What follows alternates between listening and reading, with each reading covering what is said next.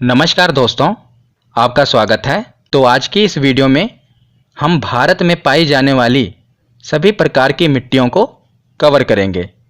पहले हम भारत में पाई जाने वाली सभी प्रकार की मिट्टियों को डिटेल में पढ़ेंगे और लास्ट में इससे रिलेटेड जो भी प्रीवियस ईयर के क्वेश्चन पूछे गए हैं उन्हें कवर करेंगे।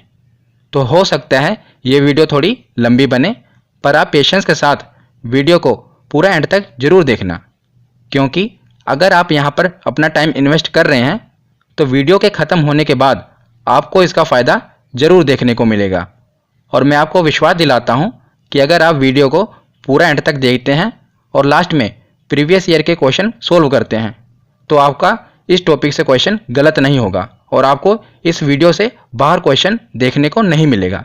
तो चलिए बिना देरी किए हुए वीडियो की शुरुआत करते हैं और सबसे पहले देखते हैं मिट्टी, जिसे मृदा कहा जाता है, इसकी डेफिनेशन क्या है। तो मृदा भूमि पर पाई जाने वाली दानेदार परत है जिसका निर्माण मूल रूप से चट्टानों के विखंडित होने, उनमें वनस्पति व जीवों के सड़ने गलने तथा जलवायु की क्रिया से निर्मित अम्लीय पदार्थों से लाखों वर्षों की प्रक्रिया के बाद मृदा का निर्माण होता है। जो आप पृथ्वी के धरातल पर देखते हैं दानेदार परत, वही मृदा कहलाती है और इसका निर्माण चट्टानों के टूटने फूटने और जो पेड़ पौधे होते हैं, जानवर होते हैं, इनके गलने सड़ने के बाद जो इनका अंश बचता है, इससे मिलकर मृदा का निर्माण होता है। और मिट्टी के अध्ययन के विज्ञान को मृदा विज्ञान कहते हैं। ये इंपॉर्टेंट है।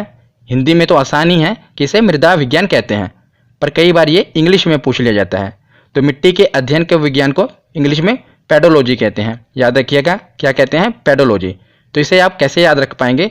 देखिए इसकी शुरुआत कैसे हो रही है। अगर आप पहले 3 वर्ड देखें तो PED पेड़, तो आपको पता है पेड़ पौधे कहाँ पर होते हैं? तो मिट्टी में ही होते हैं।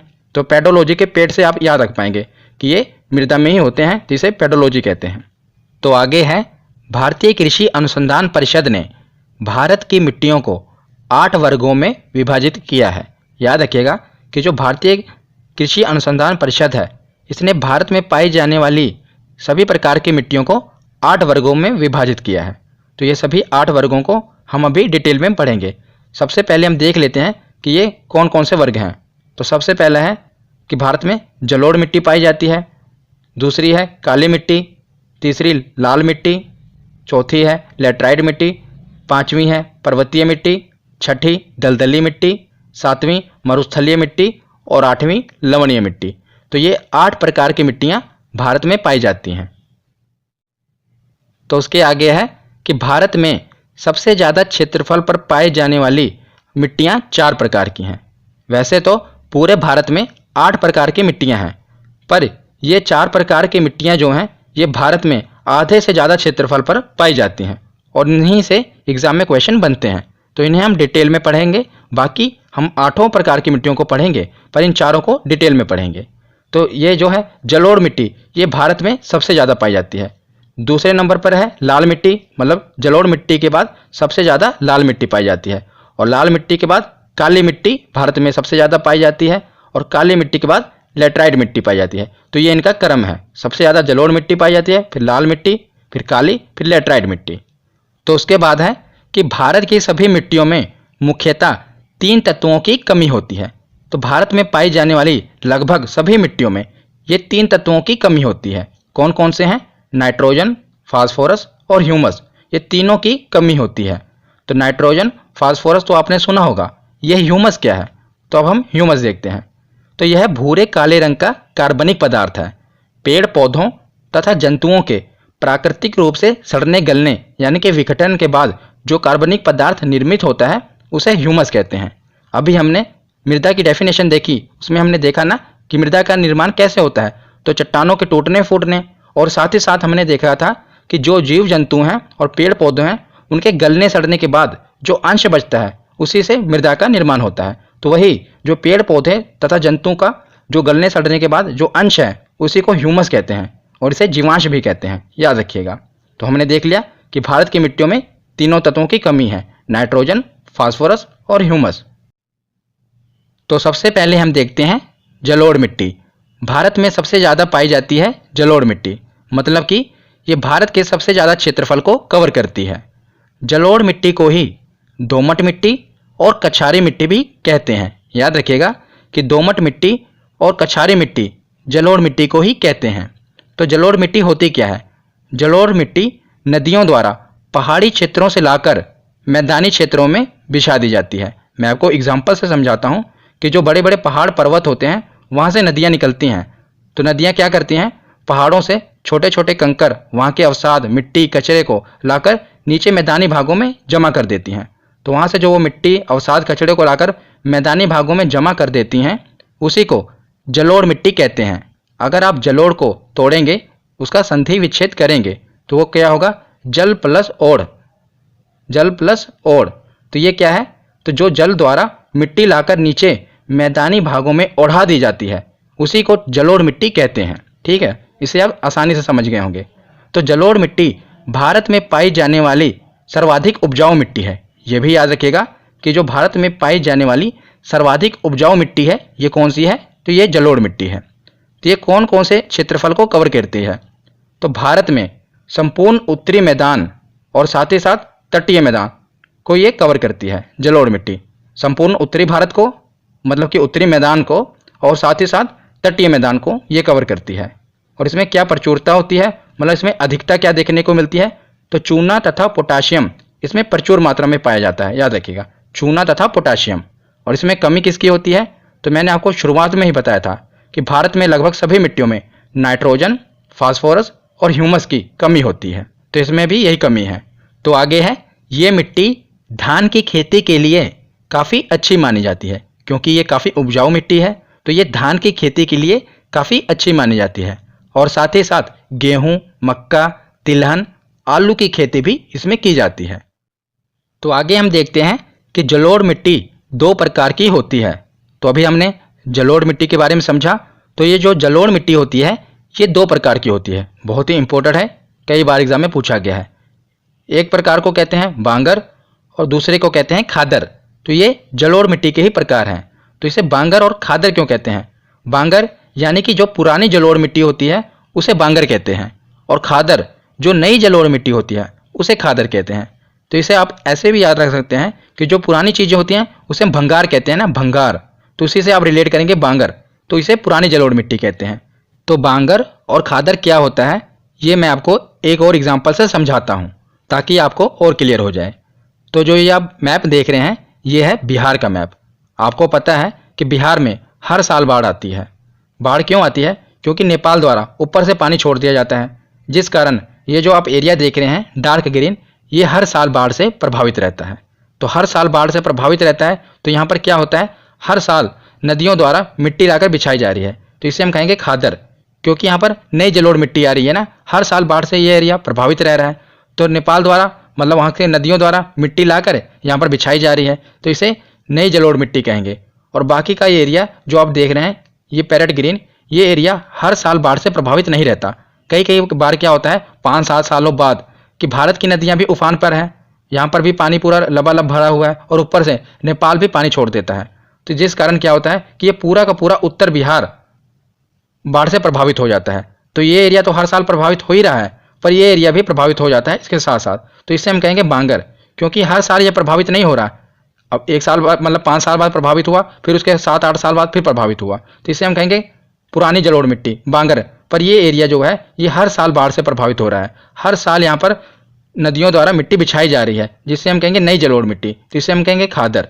तो आशा करता हूँ आपको एग्जाम्पल से क्लियर होगा कि जो हर साल एरिया बाढ़ से प्रभावित रहे, जहाँ पर नदियों द्वारा मिट्टी लाकर बिछाई जाए, उसे हम नई जलोढ़ मिट्टी कहेंगे, खादर कहेंगे। और जो एरिया इससे दूर हो, मतलब हर साल बाढ़ से प्रभावित ना हो, उसे हम कहेंगे बांगर।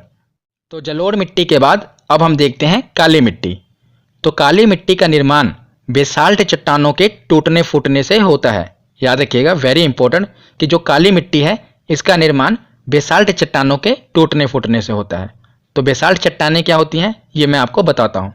तो लाखों साल पहले क्या हुआ, जो ये प्रायद्वीपीय भारत है, मतलब कि दक्षिण भारत है, यहाँ पर इस रीजन में ज्वालामुखी का विस्फोट हुआ। तो ज्वालामुखी का विस्फोट हुआ तो जो उसका लावा है ये पूरा इस एरिया में फैल गया। जहाँ पर आप देखते हैं काली मिट्टी पाई जाती है, इस एरिया में फैल गया। तो जो ज्वालामुखी का विस्फोट हुआ, उसके बाद उसमें से लावा निकला। तो वही लावा जब ठंडा हो गया, ठंडा होकर जम गया, तो उसी से बेसाल्ट चट्टानें बन गई। तो लावा जब ठंडा हुआ, ठंडा होने के बाद जम गया, तो उसी से बेसाल्ट चट्टानें बनी। अब यही बेसाल्ट चट्टानें जब टूटती फूटती हैं तो उन्हीं से काली मिट्टी का निर्माण होता है। तो ज्वालामुखी के विस्फोट से बेसाल्ट चट्टानें बनी और उन्हीं बेसाल्ट चट्टानों के टूटने फूटने से काली मिट्टी का निर्माण हुआ। इसीलिए मैंने यहाँ पर बताया आपको कि बेसाल्ट चट्टानों के टूटने फूटने से काली मिट्टी का निर्माण हुआ है, ये इंपॉर्टेंट है। तो काली मिट्टी को रेगुर मिट्टी, कपास की मिट्टी और लावा मिट्टी भी कहते हैं। तो लावा मिट्टी इसे क्यों कहते हैं? क्योंकि इसका निर्माण लावा से ही हुआ है, इसीलिए इसे लावा मिट्टी भी कहते हैं। और कपास की मिट्टी क्यों कहते हैं? क्योंकि काली मिट्टी में ही कपास की खेती की जाती है, इसीलिए इसे कपास की मिट्टी कहते हैं। इस मिट्टी का काला रंग टिटेनीफेरस मैग्नेटाइट की उपस्थिति के कारण होता है। तो कई बार एग्जाम में पूछा गया है कि काली मिट्टी का रंग काला क्यों होता है? क्योंकि इसमें उपस्थित होता है टिटेनीफेरस मैग्नेटाइट। तो इसे आप याद कैसे करेंगे? इसमें वर्ड है ना मैग्नेटाइट, तो आपने देखा होगा मैग्नेट को, मैग्नेट ब्लैक कलर का होता है ना, आपने राउंड मैग्नेट को देखा होगा, ये वाला, ये ब्लैक कलर का होता है। तो इसी से आप रिलेट करेंगे, इसमें वर्ड है टिटेनीफेरस मैग्नेटाइट। मैग्नेट कौन से कलर का होता है? तो ब्लैक कलर का होता है। तो इससे आपको पता रहेगा कि काली मिट्टी में मैग्नेटाइट उपस्थित होता है, जिसके कारण इसका रंग काला होता है। ये तो ट्रिक है। उसके बाद हम देखते हैं कि काली मिट्टी किस किस क्षेत्र में फैली हुई है।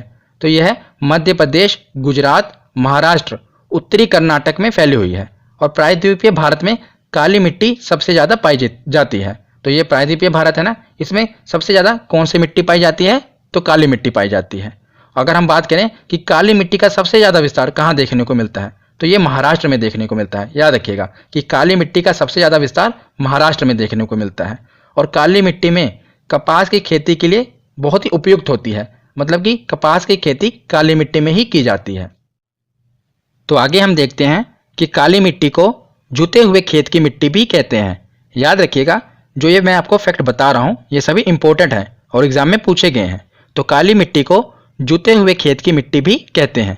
क्यों कहते हैं? इसका कारण क्या है? क्योंकि काली मिट्टी में जल सोखने की क्षमता अधिक होती है और जब इसके ऊपर धूप पड़ती है तो इसमें दरारें पड़ जाती हैं, जिस कारण इसे जुते हुए खेत की मिट्टी भी कहते हैं। तो जैसा कि आप इमेज में देख रहे हैं, ये काली मिट्टी है जिसमें क्या हुआ, दरारें पड़ गई हैं, जिस कारण ऐसा प्रतीत हो रहा है कि खेत की जुताई हुई है, पर नहीं, ये काली मिट्टी में दरारें पड़ने के कारण ये ऐसा लग रहा है कि जुते हुए खेत की मिट्टी है। तो याद रखिएगा, ये इंपॉर्टेंट है कि काली मिट्टी को ही जुते हुए खेत की मिट्टी कहते हैं।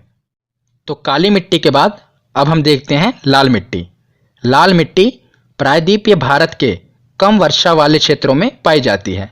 तो भारत में जहाँ पर कम वर्षा होती है उन क्षेत्रों में लाल मिट्टी पाई जाती है। इस मिट्टी का लाल रंग फेरिक ऑक्साइड की उपस्थिति के कारण होता है। तो याद रखिएगा कि फेरिक ऑक्साइड की उपस्थिति के कारण ही मिट्टी का रंग लाल होता है। तो फेरिक ऑक्साइड लोहे का ऑक्साइड है, तो आपको पता होगा कि जब लोहे में जंग लगता है तो उसका रंग भूरा लाल हो जाता है। तो उसी प्रकार फेरिक ऑक्साइड जिस मिट्टी में होगा उस मिट्टी का रंग लाल हो जाएगा। इस मिट्टी में लोहा और सिलिका की अधिकता होती है। तो याद रखिएगा कि इसमें अधिकता किसकी होती है? तो लोहा और सिलिका की अधिकता होती है। और यह मिट्टी भारत में तमिलनाडु, आंध्र प्रदेश, नागालैंड, महाराष्ट्र, कर्नाटक के कुछ भागों में पाई जाती है। पर आपको ये सभी राज्य याद नहीं रखने, आपको याद क्या रखना है कि तमिलनाडु और आंध्र प्रदेश की सबसे ज़्यादा इसका विस्तार तमिलनाडु और आंध्र प्रदेश में देखने को मिलता है। और जब भी आपसे एग्जाम में क्वेश्चन पूछा जाएगा तो तमिलनाडु और आंध्र प्रदेश ही पूछा जाएगा। तो लाल मिट्टी का सबसे ज़्यादा विस्तार तमिलनाडु और आंध्र प्रदेश में देखने को मिलता है, इस एरिया में। तो उसके बाद हम देखते हैं कि यह मिट्टी बाजरे की खेती के लिए काफ़ी उपयुक्त मानी जाती है। तो जो लाल मिट्टी होती है इसमें बाजरे की खेती के लिए ये काफ़ी उपयुक्त मानी जाती है। और जब लाल मिट्टी जल को सोख लेती है, यानी कि जलयोजित अवस्था में होती है, तब यह पीली दिखाई पड़ती है। आपने पीली मिट्टी के बारे में भी सुना होगा। तो यही लाल मिट्टी जब इसमें यह जल को पूरी तरह सोख लेती है, जलयोजित अवस्था में होती है, तो ये पीली दिखाई पड़ती है लाल मिट्टी। तो लाल मिट्टी के बाद अब हम देखते हैं लेटेराइट मिट्टी। तो यह मिट्टी उस क्षेत्र में पाई जाती है जहां पर 200 सेंटीमीटर से अधिक वर्षा हो और साथ ही साथ अत्यधिक गर्मी पड़े। मतलब कि जहां पर अत्यधिक वर्षा हो और अत्यधिक गर्मी पड़े वहां पर लेटेराइट मिट्टी पाई जाती है। और इसी लेटेराइट मिट्टी को मखरेली मिट्टी भी कहते हैं। क्या कहते हैं? मखरेली मिट्टी। और इस मिट्टी में लौह ऑक्साइड और एल्यूमिनियम की मात्रा भरपूर होती है। अगर इसमें लौह ऑक्साइड होता है तो इस मिट्टी का रंग भी लाल होता है, क्योंकि जिस मिट्टी में लौह ऑक्साइड होगा उस मिट्टी का रंग लाल होगा। तो यह मिट्टी भी लाल रंग की होती है, लेटेराइट मिट्टी। तो इस मिट्टी में निक्षालन, जिसे इंग्लिश में लीचिंग कहते हैं, की प्रक्रिया देखने को मिलती है। तो निक्षालन की प्रक्रिया क्या है? जैसा मैंने अभी आपको बताया कि ये मिट्टी कहाँ पर देखने को मिलेगी, जहाँ पर अत्यधिक वर्षा होगी। तो अत्यधिक वर्षा होने के कारण क्या होता है, जो मिट्टी के ऊपर पोषक तत्व होते हैं वो पानी में घुलकर बह जाते हैं। तो जिस कारण ये मिट्टी अत्यधिक उपजाऊ नहीं होती, क्योंकि इसके जो पोषक तत्व हैं वो जल में घुलकर बह जाते हैं। इसी को निक्षालन की प्रक्रिया कहते हैं। तो आशा करता हूँ आपको समझ में आई होगी। और इसके बाद यह मिट्टी कहाँ देखने को मिलती है? तो यह मिट्टी मुख्यतः केरल, कर्नाटक, तमिलनाडु, महाराष्ट्र, तो जो ये भारत का पश्चिमी घाट है यहाँ पर, और साथ ही साथ उड़ीसा, मेघालय और असम के कुछ हिस्सों में देखने को मिलती है। तो आपको ये सभी राज्य याद नहीं रखने, बस आपको ये याद रखना है कि जो पश्चिमी घाट है यहाँ पर, और साथ ही साथ जो इसका सबसे ज़्यादा विस्तार है वो केरल में देखने को मिलता है। मतलब कि केरल में लेटराइट मिट्टी पाई जाती है। सबसे ज़्यादा भारत में लेटराइट मिट्टी का विस्तार केरल में ही देखने को मिलता है। और लेटराइट मिट्टी में चाय, कॉफ़ी, मतलब कि जो पेय पदार्थ हैं, और साथ ही साथ इलायची, काजू की खेती के लिए ये सबसे ज़्यादा उपयुक्त मानी जाती है लेटराइट मिट्टी। तो इसके बाद है कि लेटराइट मिट्टी का उपयोग ईंट बनाने के लिए किया जाता है। काफ़ी इंपॉर्टेंट है, एग्जाम में कई बार पूछा गया है कि ईंट बनाने के लिए कौन सी मिट्टी उपयुक्त होती है। तो यह है लेटराइट मिट्टी। इसे तो और आप आसानी से याद रख पाएंगे। कैसे? क्योंकि लेटराइट के पीछे ही ईंट, आप देख रहे हैं ना, लेटराइट, इसी से बनती है ईंट। तो ये आप और आसानी से याद रख पाएंगे। तो लेटराइट मिट्टी के बाद अब देखते हैं लवणीय मिट्टी। जैसा कि नाम से क्लियर है कि जिस मिट्टी में लवण यानी कि नमक की मात्रा ज़्यादा हो उसे लवणीय मिट्टी कहते हैं। जब मिट्टी की प्रकृति क्षारीय होती है और उसमें नमक की मात्रा बढ़ जाती है तो उसे लवणीय मिट्टी कहते हैं। और साथ ही साथ लवणीय मिट्टी को रेह, कल्लर और ऊसर मिट्टी के नाम से भी जाना जाता है। मतलब कि भारत के अलग अलग राज्यों में ये लवणीय मिट्टी पाई जाती है, तो वहाँ पर उसे अलग अलग नामों से जाना जाता है। तो रेह, कल्लर और ऊसर इसी मिट्टी के नाम हैं। और भारत में इस मिट्टी का सबसे ज़्यादा विस्तार गुजरात के कच्छ के रण में देखने को मिलता है। तो आप ये जैसा कि इमेज में देख रहे हैं ना, ऐसा लग रहा है कि सफ़ेद चादर ओढ़ा दी गई हो, पूरा पूरा नमक दिख रहा है। तो यही है लवणीय मिट्टी, जो कि गुजरात के कच्छ के रण में देखने को मिलती है। तो लवणीय मिट्टी के बाद देखते हैं पर्वतीय मिट्टी। ये तो और आसान है। पर्वतीय मिट्टी तो जो पर्वतों पर पाई जाए। तो इस प्रकार की मृदा का विस्तार पर्वतों पर देखने को मिलता है। जहाँ पर हिमालय पर्वत का विस्तार है वहाँ पर इस प्रकार की मिट्टी पाई जाती है, जैसा कि आप इमेज में देख रहे हैं। तो पूरा जो उत्तर भारत में हिमालय है ना फैला हुआ, वहाँ पर इस मिट्टी का विस्तार देखने को मिलता है। तो जैसा कि जम्मू कश्मीर, लद्दाख, हिमाचल प्रदेश, उत्तराखंड, सिक्किम, अरुणाचल प्रदेश, यहाँ पर इस मिट्टी का विस्तार देखने को मिलता है। पर्वतीय ढालों पर सेब, नाशपाती, चाय की खेती की जाती है। तो आपने सुना होगा कश्मीरी सेब के बारे में, बहुत फेमस है कश्मीरी सेब। तो पर्वतीय ढालों पर ही यानी कि पर्वतीय मिट्टी पर ही सेबों की खेती की जाती है। तो हमने 6 प्रकार की मिट्टियों के बारे में पढ़ लिया। अब बची 2 प्रकार की मिट्टियाँ, इन्हें भी देख लेते हैं। तो सबसे पहले है मरुस्थलीय मिट्टी। इस प्रकार की मृदा में नमी की कमी होती है और इसका विस्तार भारत में मुख्यतः राजस्थान, गुजरात, दक्षिण पंजाब और दक्षिण हरियाणा में देखने को मिलता है। तो मुख्यतः जो मरुस्थलीय मिट्टी है इसका विस्तार राजस्थान के एरिया में देखने को मिलता है। और मरुस्थलीय भूमि होने के कारण यहाँ पर खाद्यान्न उगाना संभव नहीं है, पर मोटा अनाज जैसे कि बाजरा, ज्वार और सरसों की खेती की जाती है। तो जो मरुस्थलीय मिट्टी है इसमें मोटा अनाज उगाया जा सकता है, जैसे कि बाजरा हो गया, ज्वार हो गया। तो यह है मरुस्थलीय मिट्टी। इसके बाद देखते हैं दलदली मिट्टी। दलदली मिट्टी का विकास अत्यधिक वर्षा और वनस्पतियों के सड़ने के कारण होता है। वनस्पतियाँ यानी कि पेड़ पौधों के सड़ने के कारण और उसी के साथ अत्यधिक वर्षा हो जाए जिस कारण कीचड़ सा हो जाता है, उसी को दलदली मिट्टी कहते हैं। और दलदली मिट्टी में ह्यूमस की मात्रा अधिक होती है। मैंने आपको शुरुआत में बताया था कि भारत की अधिकतर मिट्टियों में नाइट्रोजन, फास्फोरस और ह्यूमस की कमी होती है, पर दलदली मिट्टी में ह्यूमस की मात्रा अधिक होती है। क्यों होती है? क्योंकि इसका तो निर्माण ही पेड़ पौधों के सड़ने के कारण होता है, और पेड़ पौधों के सड़ने के बाद जो अंश बचता है उसे जीवांश यानी कि ह्यूमस कहते हैं। और इसका निर्माण भी पेड़ पौधों के सड़ने के कारण हो रहा है, इसीलिए इसमें ह्यूमस की मात्रा अधिक होती है। और दलदली मिट्टी का विस्तार मुख्यतः केरल, उत्तराखंड और पश्चिम बंगाल के कुछ क्षेत्रों में देखने को मिलता है। तो यहाँ पर हमने पूरे 8 प्रकार की मिट्टियों के बारे में पढ़ लिया। अब कुछ हम महत्वपूर्ण तथ्य देख लेते हैं। तो लास्ट में हम कुछ महत्वपूर्ण तथ्य देख लेते हैं, क्योंकि ये भी एग्जाम में पूछे जाते हैं। उसके बाद हम प्रीवियस ईयर क्वेश्चन देखेंगे। तो जो आप ये इमेज में देख रहे हैं ये है पीएच स्केल। इससे हम किसी भी वस्तु का पीएच मान यानी कि ये पता लगाते हैं कि वो वस्तु अम्लीय है या क्षारीय है। अगर किसी वस्तु का पीएच 7 होगा तो वो उदासीन होगी, यानी कि ना ही अम्लीय होगी और ना ही क्षारीय। अगर उसका पीएच 7 से बढ़ेगा, आगे प्लस में होगा, 8 हो 9 हो पीएच, तो वो क्षारीय प्रकृति की होगी। अगर उसका पीएच 7 से कम हो तो वो अम्लीय प्रकृति की होगी। तो मैंने आपको पीएच स्केल क्यों बताया, क्योंकि जो मुख्यतः फसलों को उगाने के लिए भूमि का पीएच होना चाहिए वो लगभग 6 और 7 के मध्य होना चाहिए, मतलब कि उदासीन होना चाहिए, ना तो अम्लीय हो ना क्षारीय हो। पर अगर मिट्टी अम्लीय हो या क्षारीय हो तो उसकी अम्लीयता और क्षारीयता को कम कैसे किया जाएगा ये मैं आपको बताता हूँ, क्योंकि यही एग्जाम में पूछा जाता है। तो अगर मिट्टी अम्लीय हो, पहले आप देख रहे हैं अम्लीय मिट्टी, अगर मिट्टी अम्लीय हो तो मिट्टी की अम्लीयता को कम करने के लिए चूने का उपयोग किया जाता है।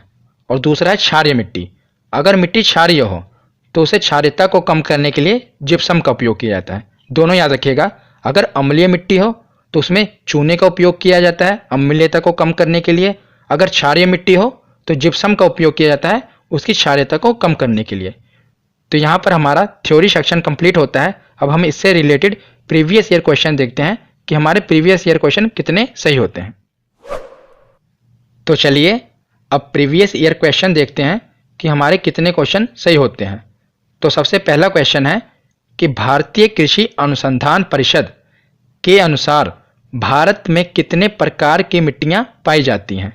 तो भारत में कितने प्रकार की मिट्टियां पाई जाती हैं, तो 8 प्रकार की मिट्टियां भारत में पाई जाती हैं।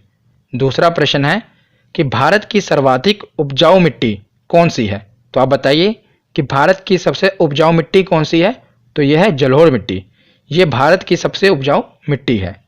तीसरा प्रश्न है कि भारत के सर्वाधिक क्षेत्र पर किस प्रकार की मिट्टी का विस्तार पाया जाता है। तो मैंने आपको बताया था कि भारत का सबसे ज़्यादा क्षेत्रफल किस मिट्टी ने कवर किया है, तो यह है जलोढ़ मिट्टी। यही मिट्टी सबसे ज़्यादा उपजाऊ है और यही मिट्टी भारत के सबसे ज़्यादा क्षेत्रफल में पाई जाती है, तो याद रखिएगा। अगला प्रश्न है कि नवीन जलोढ़ मिट्टी को अन्य किस नाम से जाना जाता है। नवीन यानी कि नई जलोढ़ मिट्टी, तो नई जलोढ़ मिट्टी को कहते हैं खादर। बांगर किसे कहते हैं, भंगार से हम रिलेट करेंगे पुरानी मिट्टी को, तो जो नई है उसे हम कहेंगे खादर। अगला प्रश्न है कि पुरानी जलोढ़ मिट्टी को अन्य किस नाम से जाना जाता है। तो पुरानी को क्या कहते हैं, बांगर, नई को खादर और पुरानी को बांगर। अगला प्रश्न है कि क्षेत्रफल के आधार पर भारत की मिट्टियों का सही अवरोही क्रम क्या है। अवरोही क्रम मतलब कि घटते क्रम, मतलब कि पहले सबसे ज़्यादा भारत में कौन सी मिट्टी पाई जाती है, फिर उससे कम उससे कम। तो सबसे ज़्यादा कौन सी पाई जाती है, वो तो है जलोढ़। इसमें जलोढ़ कौन सा है, तो ए और बी दोनों में जलोढ़। तो जलोढ़ के बाद कौन सी पाई जाती है, तो वो है लाल मिट्टी। तो ये है ऑप्शन बी, सबसे ज़्यादा जलोढ़ मिट्टी, उससे कम लाल, उससे कम काली, उससे कम लेटराइट। यह है क्षेत्रफल के आधार पर भारत की मिट्टियों का सही अवरोही क्रम, ऑप्शन बी। तो अगला प्रश्न है कि कपास की खेती के लिए सर्वोत्तम मिट्टी होती है। तो ये एसएससी में क्वेश्चन पूछा गया है और भी कई एग्जामों में ये क्वेश्चन पूछा गया है, इंपॉर्टेंट है। बताइए कपास की खेती के लिए कौन सी सर्वोत्तम मिट्टी है, तो यह है काली मिट्टी। काली मिट्टी में कपास की खेती की जाती है, मैंने आपको बताया था। और काली मिट्टी का विस्तार पाया जाता है, तो भारत में कहाँ पर काली मिट्टी का विस्तार पाया जाता है, तो मैंने आपको बताया था कि प्रायद्वीपीय भारत में, महाराष्ट्र में, मध्य प्रदेश में और गुजरात में, मतलब कि इनमें से सभी। तो यहाँ पर काली मिट्टी का विस्तार पाया जाता है। अगर ये पूछ लिया जाता कि सबसे ज़्यादा कहाँ पर पाया जाता है, तो वो होता महाराष्ट्र। तो महाराष्ट्र में सबसे ज़्यादा काली मिट्टी का विस्तार है, पर गुजरात, मध्य प्रदेश और महाराष्ट्र तीनों में काली मिट्टी पाई जाती है। उसके बाद अगला प्रश्न है कि भारत में निम्नलिखित मृदाओं में कौन सी बेसाल्ट लावा के अपक्षय के कारण निर्मित हुई है। तो बेसाल्ट चट्टानों से कौन सी मृदा बनी थी, मैंने आपको बताया था कि ज्वालामुखी से लावा निकला, वो ठंडा होकर बेसाल्ट चट्टानें बनी और उन्हीं के टूट फूट से काली मिट्टी बनी थी। तो काली मृदा इसका सही जवाब होगा, ये बेसाल्ट चट्टानों से बनी है। उसके बाद अगला प्रश्न है कि रेगूर मिट्टी का दूसरा नाम है। तो रेगूर मिट्टी का दूसरा नाम क्या है, तो काली मिट्टी। काली मिट्टी को ही रेगूर मिट्टी के नाम से जानते हैं, ये हमने पढ़ा था। अगला प्रश्न है कि मिट्टी की अम्लीयता को कम करने के लिए उसमें क्या मिलाया जाता है। तो अम्लीयता को कम करना हो तो उसमें क्या मिलाया जाएगा, तो उसमें चूना मिलाया जाएगा। अगर यही पूछा होता कि क्षारीयता को कम करना है तो उसमें क्या मिलाया जाता, तो उसमें जिप्सम मिलाया जाता। पूछा हमें क्या है कि अम्लीयता कम करने के लिए, तो अम्लीयता कम करने के लिए चूना मिलाया जाता है। लास्ट प्रश्न है इस वीडियो का कि निम्नलिखित में से कौन सी मिट्टी ईंटों के लिए उपयुक्त मानी जाती है। तो ये हमने ट्रिक से पढ़ा था, कौन सी मिट्टी है, लेटराइट मिट्टी। इसी के पीछे ना ईंट, तो ईंट से ही ईंटों का निर्माण होता है, मतलब कि लेटराइट मिट्टी से ही ईंटों का निर्माण होता है। तो आज की वीडियो यहीं पर ख़त्म होती है। कैसी लगी ये वीडियो कमेंट सेक्शन में ज़रूर बताना। धन्यवाद।